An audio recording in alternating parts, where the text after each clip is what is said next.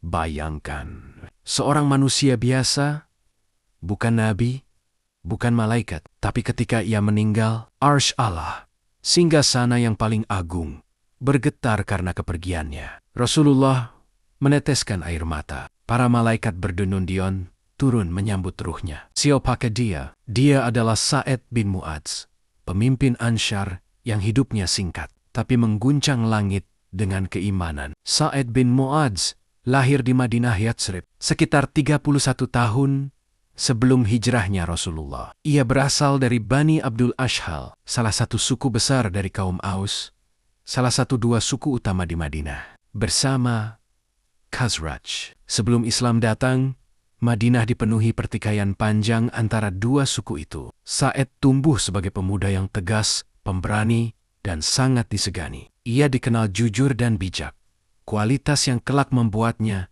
menjadi pemimpin besar. Cahaya Islam pertama kali sampai ke Madinah lewat dakwah Masyabi bin Umair, sahabat muda yang diutus Rasulullah sebelum hijrah. Pada saat itu, Sa'ad belum masuk Islam.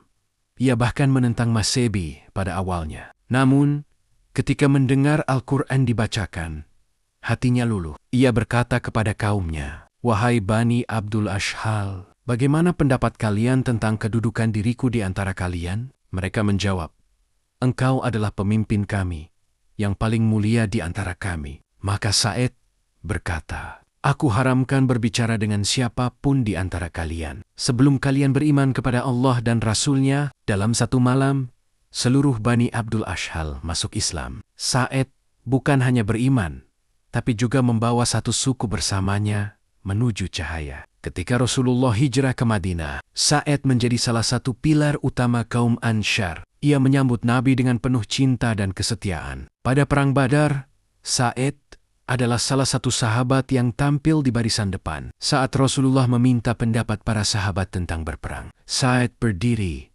dan berkata dengan penuh semangat, "Wahai Rasulullah, kami telah beriman kepadamu, kami telah membenarkanmu, dan kami telah berjanji untuk taat kepadamu. Demi Allah, jika engkau memerintahkan kami menyeberangi lautan, kami akan menyeberangi bersamamu." Kata-katanya membuat wajah Nabi berseri-seri. Ia menjadi simbol kesetiaan kaum Ansyar. Di Uhud, Sa'ad kembali berjuang dengan gagah berani. Tapi ujian terbesar datang di Perang Handak Azab. Saat itu, Madinah dikepung oleh pasukan besar Quraisy dan sekutunya. Sa'ad terluka parah di lengannya oleh panah yang menembus urat nadi. Rasulullah membangun tenda khusus untuk Sa'ad di dalam masjid, agar beliau bisa menjenguknya setiap hari. Dalam keadaan terluka, Sa'ad berdoa, "Wahai Allah, jika masih ada peperangan melawan Bani Quraisyah Yahudi yang berkhianat, panjangkanlah hidupku hingga aku melihat mereka. Tapi jika peperangan telah selesai, maka wafatkanlah aku dengan cara yang engkau ridhoi." Setelah perang berakhir, datanglah saat pengkhianatan Bani Quraisyah. Mereka melanggar perjanjian dan bersekongkol dengan musuh untuk menghancurkan Madinah. Rasulullah memutuskan untuk menunjuk Sa'ad bin Mu'adz sebagai hakim atas nasib mereka, karena ia adalah sekutu lama Bani Quraisyah sebelum Islam. Sa'ad dipanggil, luka di lengannya masih basah.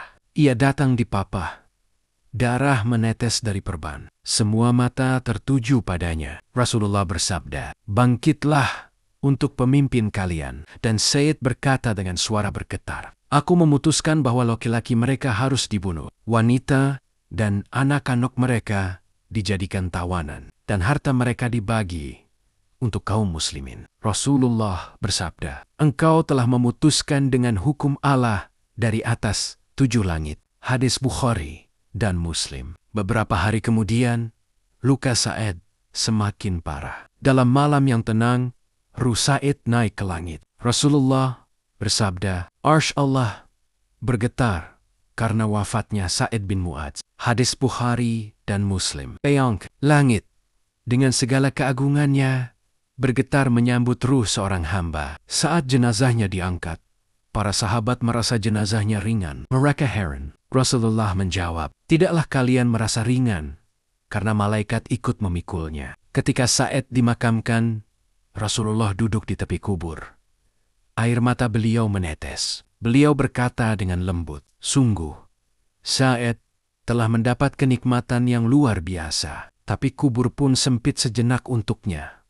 Lalu dilapangkan. Hidupnya singkat, hanya sekitar 37 tahun. Tapi keimanannya mengguncang langit. Ia pemimpin yang berani berkata benar di depan kebenaran. Dan menangis dalam doa di hadapan Allah. Ia tidak hanya hidup untuk dirinya, tapi untuk umat. Sa'id bin Mu'adz mengajarkan bahwa yang membuat hidup bernilai bukan panjangnya umur, tapi kuatnya iman. Ia hanya hidup belasan tahun bersama Rasulullah, tapi namanya diabadikan di langit. Maka tanyakan pada diri kita, apakah bumi akan merindukan kita saat kita tiada? Atau justru langit akan bergetar karena cinta Allah pada hamba-Nya yang tulus?